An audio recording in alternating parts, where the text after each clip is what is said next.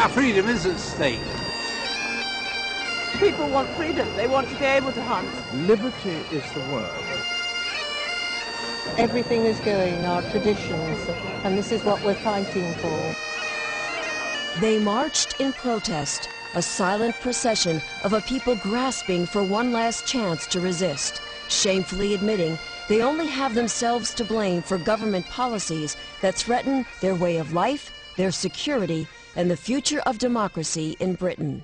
We've been very apathetic for years, and now we're paying the price for it. It's a disgrace, really. And we've seen these fundamental liberties eroded in the last 20-odd years in England, all sorts of legislation that should never have appeared. Sportsmen and shooters fooled by politicians into thinking that England's age-old tradition of fox hunting would never be targeted or banned, now realizing, perhaps too little too late, that their traditions are no more secure than their freedoms. This isn't about banning fox hunting. This is about the liberty of the individual to choose for him or herself what they do.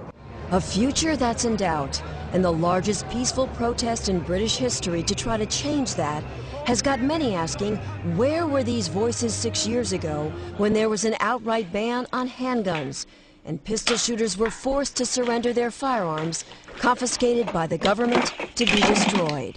We hear people saying the proposed ban on fox hunting is the thin end of the wedge. I am a pistol shooter. As far as I'm concerned, we've already swallowed the wedge. And where does it go next? Liberties that have already been sacrificed for the politicians' false promise of a safer society. Gun bans that, as predicted, have simply backfired. We've seen about a 40% increase in firearms crime since the ban was introduced. That is not a success in my book. We need to be armed, you know, we're not safe any longer. Everything is changing. It's very simple. The authorities have no way of controlling criminals, so they control the law-abiding, because we're an easy target. And now, some members of Parliament are questioning the government's anti-gun agenda, an agenda that has, without a doubt, failed. The use of weapons in crime has risen dramatically. And it's very difficult to get government departments to openly accept the fact. Politicians refusing to face the facts, while the police are forced to every day. It's totally out of control. This police officer, who feared he'd lose his job for speaking out, asked to remain anonymous. He said for the first time ever, bobbies are carrying firearms, but they're still outgunned by criminals who can buy whatever they want on the black market. Every officer now in this country gets issued with body armour. When I joined the police service back in the 80s, we didn't have any of this. We had a wooden truncheon and a set of chain link handcuffs. The firearms laws have been tightened up since. Why do we still need this equipment? Simply because the criminals have the weapons and they're prepared to use them. Gun policy's gone tragically wrong, and police morale at an all-time low. I feel let down by the politicians, by the senior management in the police. I feel at present I cannot give the public the service they demand and expect. And as this officer made very clear, it's a law built on a lie. The politicians, basically, they have misled the public. They said, if we ban handguns, the country's going to be a safer place. They ban the handguns, the country is not a safer place. Why are British people not to be trusted? And I think that says a lot about the government. Citizens left defenseless, now victims of the very laws passed to protect them, and asking how many more Tony Martins will there be. Martin, a Norfolk farmer, was forced to protect himself when no one else would, not the police and not the British justice system. What happened at this farmhouse owned by Tony Martin 4 years ago has struck a real nerve, not only in this country, but internationally. 2 men broke into Tony Martin's house. Both of them were shot. One of them was killed. And the man who fired that gun, Tony Martin, was initially sentenced to life in prison for murder. But many people think Tony Martin should never have spent 1 day in jail. They say he was just an innocent man protecting himself and his property. Tony should not be in a jail, not for what he did. He was perfectly within his rights, in my view.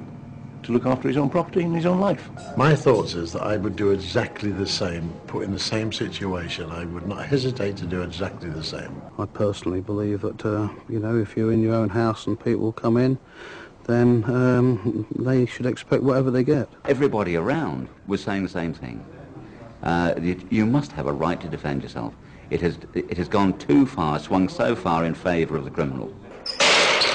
Criminals like those in Tony Martin's case, who were no strangers to the law. 16-year-old Fred Barris, who was killed, already had 29 convictions. And 30-year-old Brendan Farron had 34 convictions and had been in prison for burglary. He was sentenced to 3 years for trying to break into Tony Martin's home. But after only serving 18 months, he's free while Tony Martin remains in jail. And he's now threatening to sue Martin using taxpayers' dollars. The system is on the side of the criminal, not on the side of the victim. Go and rob somebody and then sue them because they've damaged you. It's absurd. The injustice of a justice system. And although Tony Martin has had his life sentence reduced to manslaughter, he still sits behind bars here at High Point Prison in Suffolk, England, counting the days until he's released. I was the first reporter from the United States allowed to visit with Tony since he's been in prison.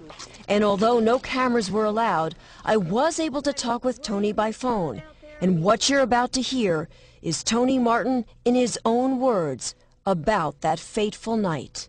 Well, I've never really said it publicly before, but I've had a pretty raw deal. I personally think it's very, very wrong for somebody to have to live in their house in fear, but for some unknown reason, there are people in this country who don't know the difference between defending yourself, protecting yourself, and malice aforethought. I thought it was the people that came in the house that were malice aforethought. Chief Constable of Norfolk said that Tony shouldn't have used his gun, that he should have yelled for help while he was seeing the isolated location. I could scream furthermore and nobody would hear me at 2 o'clock in the morning. It's just a nonsense, I do believe. It could have quite well been the dead man, because there's no question. The police in this area is totally inadequate. I mean, we get little or no support. Police protection, residents here say they can't count on, and they're fed up with being denied the right to defend themselves. We've been broken into several times before, and most of the people around here at one stage or another has either been broken into or had an attempt to do so. This wasn't the first time you had a problem. No, that was the third time this year that somebody had broken the house, yeah. You actually become a prisoner in your own house. I have every sympathy. I genuinely do. But I can't say that the law shouldn't be what the law was. What I can say now is that because of that, we ought to review that particular law. I think the Americans have a saying about it's better to be judged by 12 than carried by 6. Tony Martin tried that venture.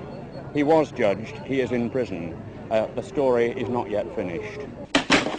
And neither is the story of a struggle to reclaim rights these honest citizens have already lost. Costly mistakes of trusting in a government that has left them unprotected. Their message to gun owners in America is simple. It will happen to you if you let it. Jolly well could, and they ought to realise that. If they saw what we're seeing in this country, then they'll fight for it. But if you don't do anything, you will lose your liberties, and make the effort. Don't be apathetic. Get out there and fight. Learn from our experience and don't give an inch.